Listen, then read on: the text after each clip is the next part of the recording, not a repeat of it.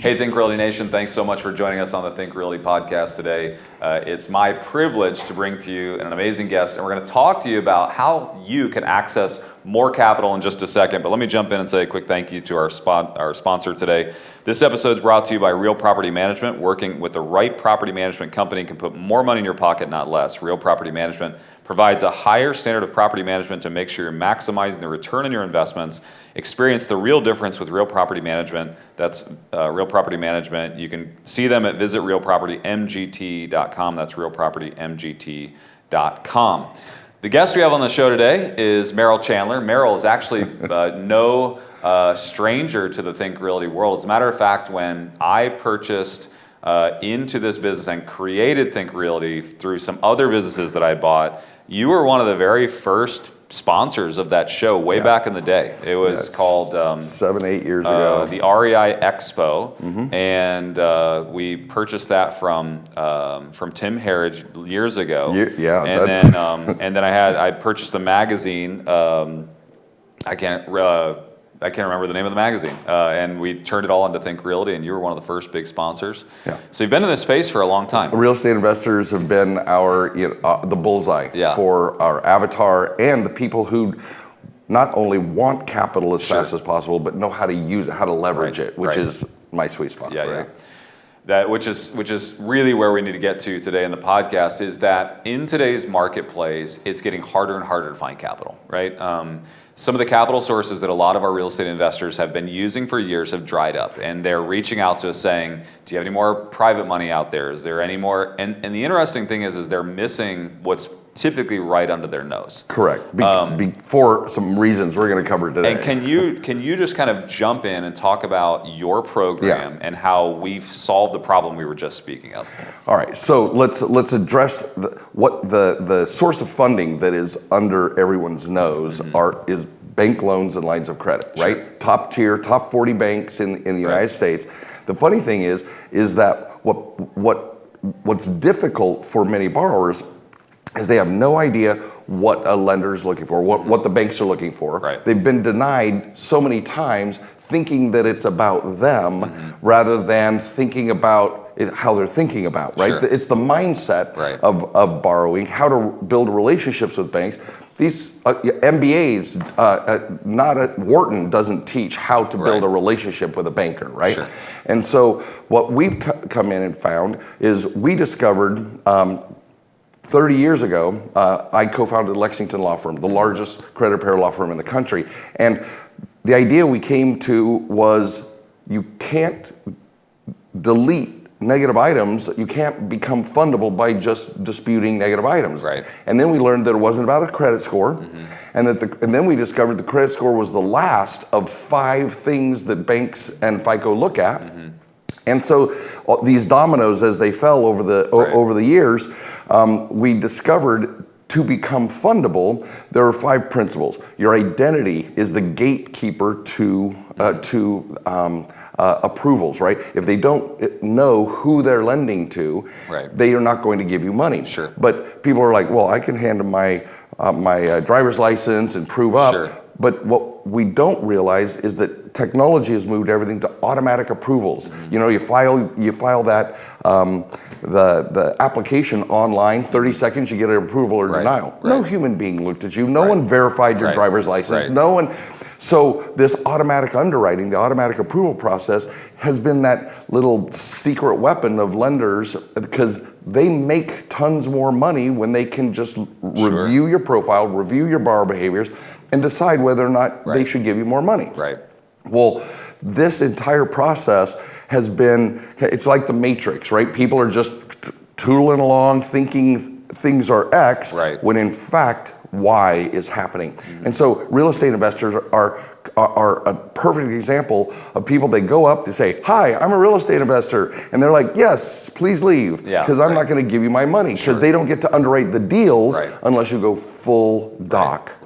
And so we found ourselves in this crazy unique situation about, if we know what the underwriting criteria are, and if we can share that with real estate investors and other borrowers, then they have complete power over their approvals, because it's a bunch of check boxes, but software driven. Sure. And so that's bank loans and lines of credit. It's the traditional, every single series you watch, movie you watch, it's all about relationships, right? And a complete stranger walking into a bank saying, give me some money, Sure. is gonna usually get a no. Right. So we have built this process. Fundability is this process of knowing what boxes they need to check to build a relationship with a bank. And these are 90 to 120 day builds, relationship builds. So it's not some 1 year process. No, it's not. It doesn't have to be. Yeah. If you come in, you've recently had a bankruptcy. Right. Yeah, it's going to take 2 or 3 years.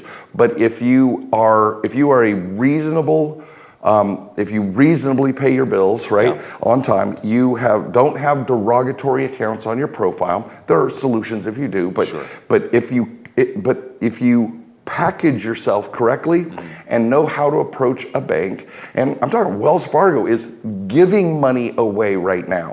Citibank, Bank of America is 95% of the money that Wells Fargo is giving. And so the principle that I like to illustrate for our listeners is think of a target. If you're getting these casual approvals out on the outer rings of the target, if the economy is in good shape and you're in good shape, you're going to get approved. But it's for lower amounts of money, right? But if you are what we call a bullseye borrower, if you know how to optimize your borrower behavior so that when they look at you and you check all those boxes in automatic underwriting, they're still giving away $50,000 and $100,000 approvals today. We've had several this last week, and we're sitting there going, is this spigot ever going to dry up? And it's not, because lenders make money when they lend. And they need to know how, they need to be able to trust the borrower. Well, you dial in your borrower behaviors and you meet their criteria, you're now their best friend. Yeah, interesting. Let's go back. You talked about the 5 kind of criterias, but one of the things you said that kind of led us into that was FICO scores are the thing that matter the least. That has to be a shocking thing for anyone listening that's never heard that before, because I believe in their mind, they look at their FICO score and say, that's the most important thing that I have to my name. That's what we've been led to believe, because and we won't even get into it, but the last 20, 30 years has created this, that's the matrix, right? The financial matrix is the shiny object of your score. Couples compete with their scores, right? I mean, it's a whole thing. But your identity profile, your financial profile, like debt to income ratio and amount of annual revenue, your banking profile, your relationship profile with banks, your credit profile. So credit profile is even fourth in this, and then score profile. And what most people don't know is, even if how score matters, there's auto scores, there are mortgage scores, there are unsecured credit lines and credit card scores. So you don't have a score. FICO publishes 31 at myfico.com. So if your listeners want to know the truth of their score, which comes in last place, but is vital to know that they're FICO and not FACO scores. That FICO score is available on myfico.com. There's 31 of them. Wow. And you need to be able to direct your efforts to build the right score if you're going for an auto loan or mortgage, et cetera. Yeah. Now, I've heard a lot of, there's really kind of like personal lines of credit, but then also like business lines of credit. And for me, I really never struggled to find the personal capital, but where I struggle all the time in building businesses. So like I'm always buying and selling, it's like I've got 17 of them right now. I'm going through 3 processes right now of just trying to get a line of credit, right? And the lines of credit right now at a bank are the most, it used to be, and I grew up in the banking industry, right? And so it used to be, well, let's look at your deposits and we'll give you a percentage of your deposits. Now it's deposits and liquidity that you're willing to hold. And it's like, so I have to create my own line of credit to create a line of credit. So could you speak to how businesses could use this service as well? So, and that's our target, right? Small businesses, entrepreneurs are what we love to capitalize the most, but there are since everything's gone to automatic underwriting, what most people don't know is that 80% of the approval of a business line of credit, let's say, is based on your personal profile. Sure. And those same borrower behaviors we talked about a moment ago. So, and I've had so many people come up, even at Think Realty conferences, they're like, Merrill, you're my hero. After they hear my presentation, I want to get this done. Yeah. And I'm like, so my personal credit is horrible, so I just want to build business credit. I'm like, oh, sweetheart, that's not going to happen, right? You have to go get your personal, because your attitudes about money is going to translate personally and professionally. How you treat money personally, how you pay your $5,000 credit card is that same attitude, right? It's all mindset. And so when it comes to funding businesses, you have to start with that personal. And there's help, you guys. That don't get discouraged. There's ways to go from less than perfect credit over on personal and start leveraging positive business credit.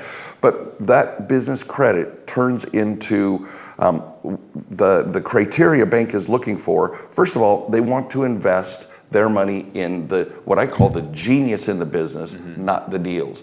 So part of our program, one of those great epiphanies. You have how many? You sold off more businesses than you even have now. So you keep being successful at this, right? And so one of the power plays is to separate you from your deals. They don't want to invest in deals. What we never hear about the mortgage meltdown in 2008, 9, 10 was that the second domino to fall was all the business loans that were out there. And it was all based on paper, full doc paper that they discovered. Some were fraudulent, some were mismanaged, some were... But the borrower behaviors that they can measure with their software is near bulletproof. And that's why everybody's going to it, and most everybody also has there's so much more dependability, and more profitable to let a computer sort it out in 30 seconds.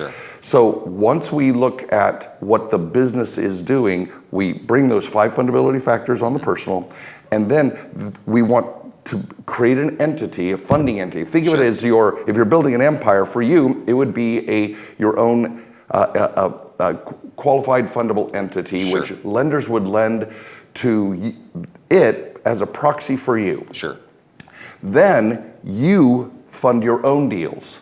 So one of the greatest mistakes, and again, mindset, one of the greatest mistakes real estate investors and all entrepreneurs make is they think they're real estate investors. So they walk in all proud, here's my business card, the name of my property or the name of my company is Real Estate Property Associates or whatever.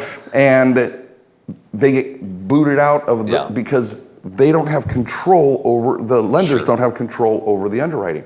So when we separate, like a management company or a consulting firm, what embodies your real estate investors, the essence of their entrepreneurial spirit. Lenders will lend to a well-formed entity, and then you lend to your own deals. And so our entire process separates them from their deals. And then that is what lenders love looking at. Well, lenders want to tap a security if there's there, right? So you try and go for an unsecured business line of credit, just like you were saying. I got to have my own line of credit to get another one. Well, if you separate the deals, there's no assets in this consulting firm, management firm, whatever it is. And it can't be a property management firm because now you're holding property or managing property. But once you set that up, they look at you, they see the cash flow coming in from your client companies in the form of strategic advising and consulting. Once all that moves up, I'm telling you, it's genius, and it creates the perfect funding entity for both them to lend to. The banks borrow from the Fed. You're just in that food chain of now you borrow from the banks and then you fund your deals. Smaller fish, smaller fish, smaller fish. Coming from the whale. That's great. We're actually out of time, and I appreciate everything you've said. It's been a ton of great information, and I know that our listeners would value, would find massive value in connecting with you and learning more. So how do they do that? What's the easiest way? Absolutely. myfundingsystem.com. Okay. myfundingsystem.com basically goes through an outline of the things we've actually covered and shows them. We have an extremely powerful training program that is, imagine this, for 20 hours. Yeah, that's awesome. I mean, hit after hit after hit of tools, techniques, and strategies to help them become fundable. Great. So that's myfundingsystem.com. You have a very provocative book. Is that book still on the market? Yes, it still is. Okay, that's great. Thank you for bringing that. It's called The New F Word, and for fundability. And the new F Word, you can go to getfundablebook.com. getfundablebook.com. And that's the principles of fundability.